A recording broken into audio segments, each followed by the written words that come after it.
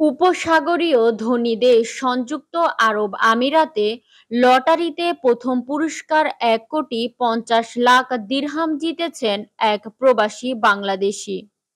বাংলাদেশি মুদ্রায় এর পরিমাণ দাঁড়ায় ৪৯,৩২,০০,০০০ টাকারও বেশি। স্থানীয় সময় মঙ্গলবার এক অনুষ্ঠানে বিগ টিকিট আবুধাবি নামে ওই লটারির জয়ীদের নাম ঘোষণা করা হয়।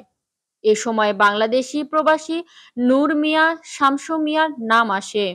শামসু মিয়া আমিরাতের আল আইন শহরের বাসিন্দা। তার কেনা লটারির টিকিটের নম্বর ২০1918।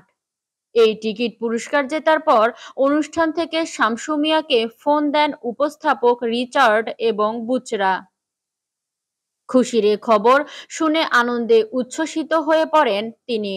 শামসু মিয়া ছাড়াও আরও ১০ জন এই লটারিতে ১,০০,০০০ দিরহাম করে পুরস্কার জিতেছেন। খবর খালিজ টাইমস।